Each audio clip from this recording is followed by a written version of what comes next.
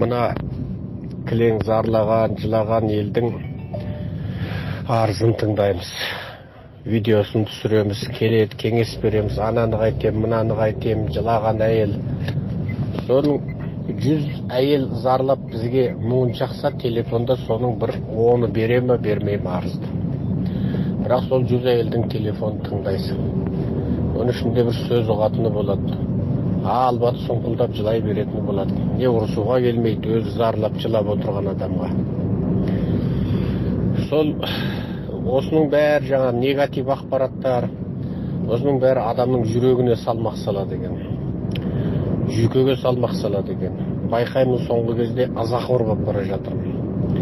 Өне бойымды бір кек кернеп, бір ыза, мынау Қытайдың қазаққа жасап жатқан сұмдық қорлықтары, геноциді, осыған деген бір ыза мен кек өне бойымды кернеп кетеді екен. Қайсы күні бір бауырымыз үлкен әділетсіздіктің куәсі болды. Жанталасып жүріп, ол бауырымызға көмектестік. Енді сен осы әділетсіздікке себепші болған жаңағы үкіметтің лауазымды қызметкерін сотқа бер деймін ғой, ең атақты адвокат табайын. Сөйсем әлгім күмілжіп тұр. Жасырары жоқ тура. Сол елдің жұрттың алдында сахнада әгіні май құйрықтан бір тепкенге аз қалдым. Бірақ сабырмен әрең өзімді ұстадым. Халықтың қамы деп зыр жүгіріп жүрміз. Ал кейбіреулер жеке қарақан басының шаруасы шешілгеннен кейін болды дейді.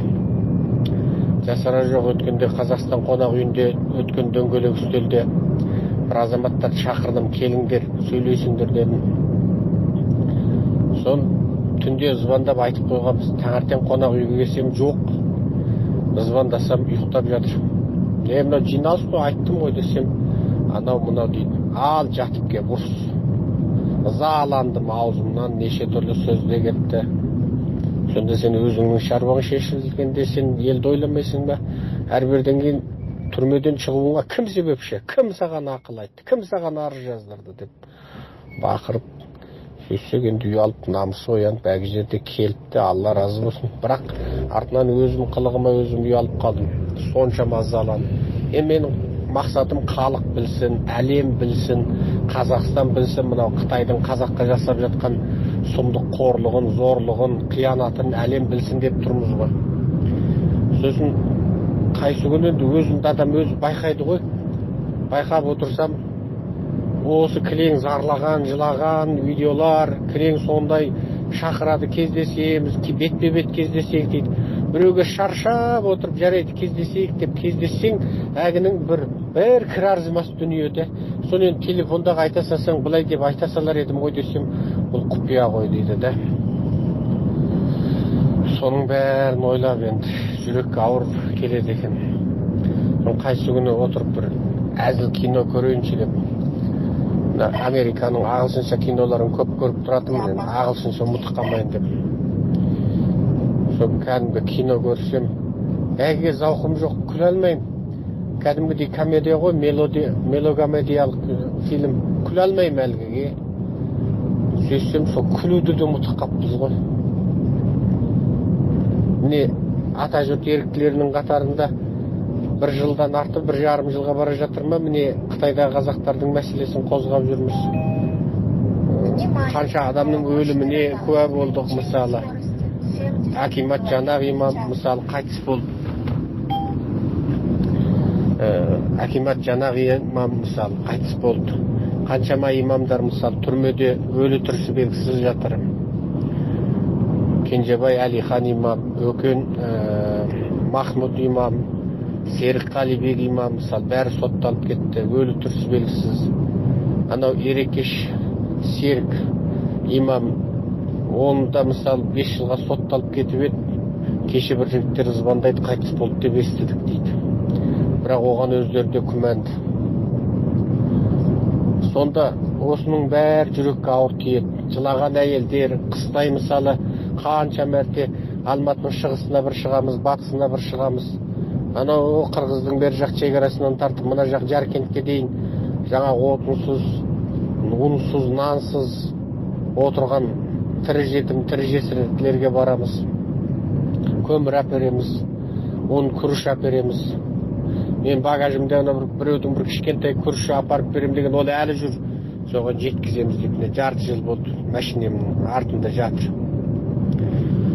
Соның бәрі жүрекке ауыр тиеді. Әрдайым оларға көмектескенде немесе өзіміз үлгермегенде басқа қалталы жомарт азаматтарға бөліп бердік әкелерді соңына таман. Сол азаматтар ұйымдастырып жүр мысалы. Ана Бақаргүл деген Ұзынағаштағы қарындасымыз үрімжіден келген. Ол ұйымдастырып жүр мысалы. Қаншама отбасын сол Бақаргүлдің мойнына іліп қойдық. Енді осының бәрін ойлап отырсаң, соның бәрі жүрекке ауыр келеді. Кілең жылаудың, зарлаудың ішінде жүрміз. Арнайы бір күлейін деп те күле алмай болып қалыппыз біз. Кейде бір кір-арзымас істерге заланып ашу шақыратында болып қалыппыз. Соны ойлап отырсақ, осы оқиғаның бәрі енді бізде біраз тәжірибелі болды. Ең алғаш осы бір жыл бұрын осы мәселені қолға алғанда біз баспасөз мәслихаты дегеннің не екенін білмейтінбіз. Міне, біз саясатта жоқ адамбыз ғой негізі. Тура осы мәселе шешілсе атаңа нәлет саясат деп бір қора жылқы алып тауға шығып кетуге дайынмын осы. Сататын, жылжитын, жылжымайтын мүліктерін сатып берсем өзі бәлен айғыр жылқы келеді, сол тауға шығып, сол жылқышы алып, қолға малшы алып, қымыз ішіп, сау бал ішіп жатсам деймін осы. Интернетте жоқ, телефонды ұстамайтын бір ен тауға шығып кеткенге осы дайынмын. Саясатыңнан да шаршадық, артты шұқитын балақтан алып төске шабатын күншіл-міншіл ағайыннан да шаршадық. Мынау Қытайдың ит аршыларынан да шаршадық, Қытайдың юанына семіріп, Қытайдың әннен дейтін, Қытайдың үрдесе өретін иттерінен де шаршадық. Ең бастысы мына халқымыздың басындағы мұң мен зар, мына сұмдық, нәубет, 500 мың қазақ саяси үйрену концлагер түрмесінде отыр. Мына жақта көшіп келген Қазақстанның азаматтығын алған 200 мың қазақтың Қытайда туысы сотталмағаны, ұсталмағаны кемде кем. Қаншама қазақтың көшіп келуіне себепші болдық. Дубайдан хабарласады, Ираннан хабарласады, араб елдерінен хабарласады, мұнайгаз. Анау Африкадан бір қазақты өзіміз жүгіріп жүріп визасын жіберіп алдырып алдық. Енді сол азаматтарға айтамыз, енді көмектестік қой, сендер де шығып бастарыңнан өткен сұмдықтарыңды, Қытайдан көрген тепкі зорлықтарыңды айтыңдаршы дейік. Сон біреу шығады, біреу шықпайды мысалы. Сонда біздің халқымызға бір ғана нәрсе жетіспейді, бір ерлік рух жетіспейді. Мынау құлдық сана, тобырлық, түйсік біздің етімізден өтіп сүйегімізге жетіп қанымызға дарып кеткен ғой. Рақтың клеткасы ұқсап. Енді соны тезден емделмесек, жастарымызға бір рух бермесек, ұлты дегенде, қазағы дегенде жүрегін жұлып беретін бір рухқа тәрбиелемесек, мына халқымыздың жағдайы қиын. Біздің қолымызға түскен арыз міне білесіздер, ұзаса мыңның ар жақ бер жағы. Анау видео арыздарды айтамын. Ол енді әлемге кетеді, Еуропарламентке барады, Американың конгресіне барады олардың бәрі. Еуропарламент жайдан жай көтермейді, сол дәлел фактілердің негізінде. Қазақстанның сыртқы істер министрлігі жайдан жай Қытайға наразылық дипломатиялық нота жолдамайды, сол қалың видео фактілердің арыздардың нәтижесінде. Бұны мемлекет шешеді, дипломатия шешеді дегенмен сол мемлекетіңе дәлел мен фактіні біз жиып беріп отырмыз ғой. Енді жаңағы мін табамын деген ағайын әйтеу анау деді, мынау деді, енді оларды қойшы. Бірақ осы жұмысқа қалай кірістік, біздің өзіміз сол жүрекпен миға өте ауыр салмағалы болыппыз. Кейде бір кір-арзымас нәрсеге звондаған бауырларға ұрсып тастап жатырмыз. Артынан өзім өкініп қалам, әгінің жүрегін ауыртып қойдым ба деп. Кейде түнгі сағат 2-де 4-те өзіміздің қыртынбайлар звондайды. Аға бір кеңес алайын деп, сағат қанша болды десең, деп қояды. Соның бәрі шаршатады. Кейде бір телефонды алмайын десең, мысалы өткенде бір Жаркенттік жігітіміз звондады, таңғы сағат 2-де звондады, Қыдырәлі екеуміз қонақтан қайтып келе жатқанбыз, тағы бір ақылдасу, қонақ дегенмен соның бәрі ақылдасу, жұмыс жоспарлау, ұйымдасу, одақтасу ғой бәрі.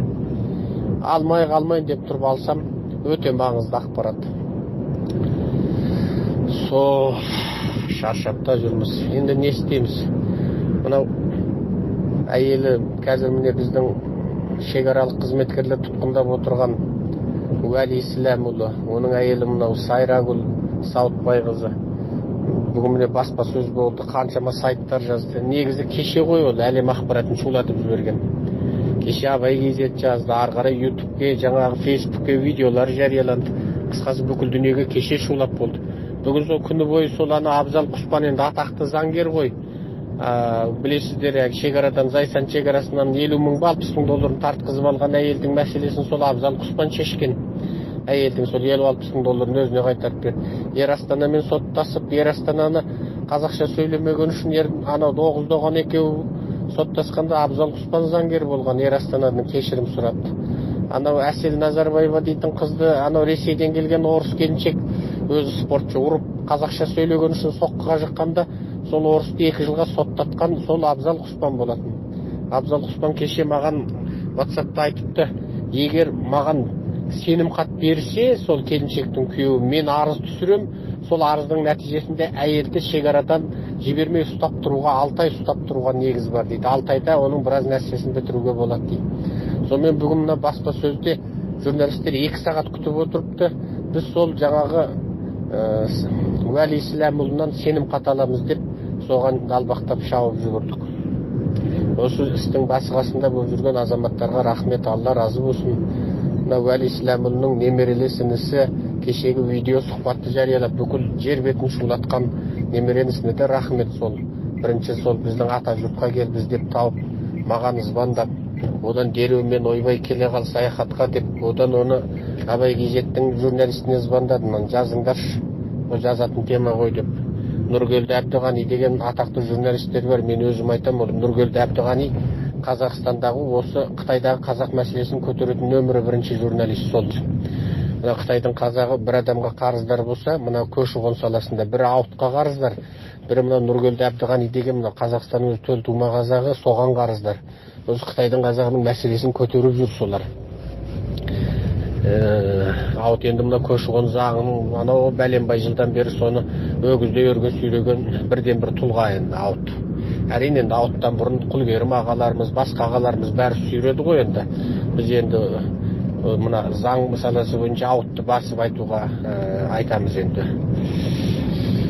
Сол бауырлар, мынау Қытайда қазақ мәселесін көтереміз деп шаршап, кейде біреулеріңіздің бір жай бір ұсақ-түйек нәрсені сұрағандарыңыз, қоңырауларыңызға ренжіп, ұрсып тастап жатамыз, айыпқа бұйырмаңыздар. Бізге де оңай емес, біздің де жүйкеміз шаршап кетті.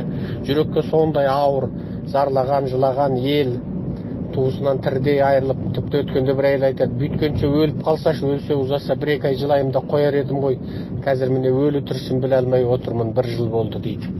Осының бәрі қандай ауыр. Кім шыдайды оған? Бізде ет пен сүйектен жаралған пендеміз. Оған қоса анау қалың күншіл-міншіл ағайын Қытайдың жалдамалы иттері бар, балақтан алып.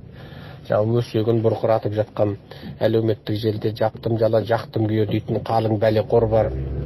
Соның бәрі жүрекке ауыр тиіп тұр. Содан жаңағы қоңырауларды уағында ала алмаймыз. Мысалы мынау Уәли бауырымыз маған осыдан бәленбай уақыт бұрын звондапты. Телефоным менікі бос емес екен. Сосын WhatsAppқа жазыңдар деген ғой.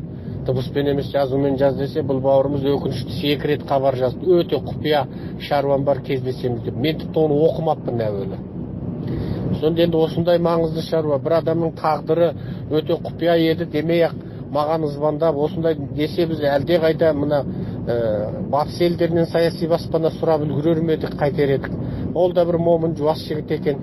1-2 рет қоңырау шалған, бос емес екен, болды. 1-2 рет SMS жазған, жауап қайтармаппын, болды міне. Енді бізде бұлай қойын, зарлап, жылап, аш қалдым. Балам ауырып өлгелі жатыр деген елдер бар. Білесіздер, мына Бақаргүл Досымханның анау кішкентай қыз зарлаған бүйрек ауыратын сол мәселені көтердік. Анау Әсем ғалым оқудан шығарылғалы жатыр Казгуден, Әл-Фараби атындағы ұлттық университетінен. Шешесі түрмеде. Обалы өзі кішкентай қыз оқудан шығып қалса не істейді? Қытайға бара алмайды. Соған көмектестік, 2 күнде 500 000 ақша жиыс жасадық. Осындай оқиға өте көп қой. Анау Өскемендегі анау қыздың жаңағы оқуына қайтадан шығарылғалы отырған жерінен кіргіздік. Ақшасын жиыс жасап көмектесіп, қаншама адамның құжатына көмектесіп жатырмыз. Қаншама адам шығып келсін деп депортацияланған адамдарды алдырып жатырмыз. Өткенде анау қарындасымыз Алматы әуежайынан кері ұшырылып, Египетке қайтарылып, Дубайда тұрақтап қалған жерінен Түркия арқылы алдырып алдық. Одан ауызашарда мен бір оқырмандарым, бауырларым ауызашар беріп сол құрметіне. Сонда жаңа бауырымызға айтамыз ғой, енді мына Алматы әуежайын сотқа бер деп. Енді ойланып жатыр, сотқа беретін шығар енді иншалла. Дінді бекер оқымады ғой, басқа мұсылманның мойнында қақысы барын біледі енді.